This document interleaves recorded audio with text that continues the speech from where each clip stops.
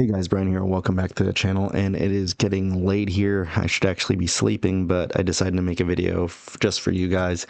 And it's exactly what I would be doing with like Tesla and Palantir right now if I came across like 100 shares. If I bought shares right now, what would I do with it?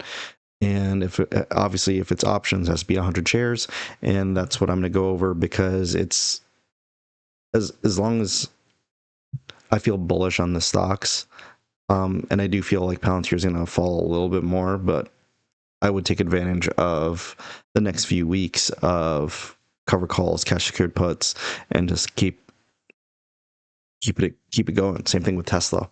So let's jump to my desktop so we could go right into that, and let's talk about it. So here we are on my Tesla, on my laptop. That's how tired I am. So here we are, Palantir, right? Looking at here, there's like budget cuts and all that for military, so it dropped from 120s to like 109. Now it's sitting at 112. Can it drop more? Sure. Like if it blew past the 5 EMA, I think in the 9 EMA, and then the next resistance, I believe from the last chart I drew out, was around like 104, 103, and I'm in support. And then if it blows through that, then we're probably going down to like the 90s. But do I see that happening? I'm not too sure. Like, I don't have a crystal ball, but what I would be doing is, like, say, if I bought 100 shares, like, again, not financial advice, if I bought 100 shares today on market open, or tomorrow at market open, whenever you're watching this, at like $106, I would immediately sell a call for next week at like February 21 for like 107 or 108. That would get you $565 or $625. And yeah, you're capping your upside only like $2 or $1.50 above what you're currently at, but you're also looking at it as making as much money as possible on a quick play, just in case this does drop down to wherever it could go.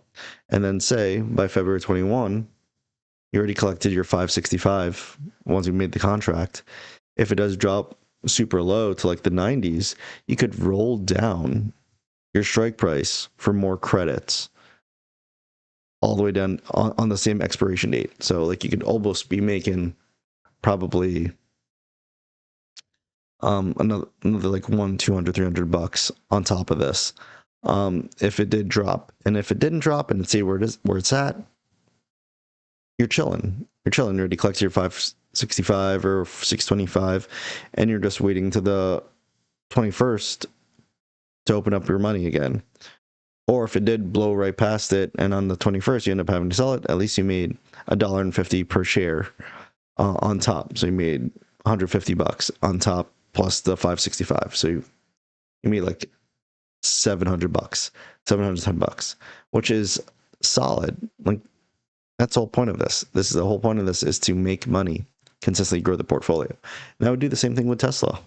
Like, look, February 28th, that's next week, 9 days out. If you bought 100 shares, like I said before, anything below 400 to me is a buy, and I'm not using margin right now, so I don't have control of as many shares as I used to make like 10,000 bucks a month selling covered calls and cash secured puts on this. I only have like 2 out instead of 4 or 5, 2 contracts. But look, you could almost be making $1,000 a week in 9 days. Like if I bought it at 359 and 40 cents, I could put it right at 360 and make 60 cents per share if it did blow past this by the 28th. But I'd also be collecting $1,150. Or it could garner up a little bit more appreciation at 362.5 and still collect $1,000. Like, you'd end up making more money if it went past that way because you're up 2.5, so $250 on top of this. So like this is what I would do. I'd be taking profits as much as I can while building your portfolio, especially if you're doing this in like a tax advantage account like a Roth IRA. I'd be trading this super close to the actual stock price because you're not going to get taxed on it anyway. And that's what I'm doing with one of my accounts. I have Tesla in it, and Like that's how I'm generating so much money in it. Is that I'm putting it right like one or two clicks above, collecting almost $1,000, and then if it does go past it, I'm capturing the premium anyway, and then appreciation. If it drops below it, depending on how far it goes, I could always roll down my my option for the same expiration date. As long as it's above my cost basis, I'm cool. I'm all good with collecting premiums and taking as small profits as I can to as big profits as I can. If I take money off the table, it's money that is now in my pocket. That's how I always looked at it. That's how I trade. That's just that's just what I do. So that's my strategy towards wheel strategy with certain stocks. And I'm really big on just whatever's on the table, take it and run, live to trade another day. And as long as your portfolio is growing, there's nothing to complain about. So thanks for watching. I hope you guys got some sort of value out of this, because I'm dead tired and I just wanted to put this out because it was stuck on my mind. But again, thanks for watching. There's a free Discord in the links down below. It's called Clock Out Capital.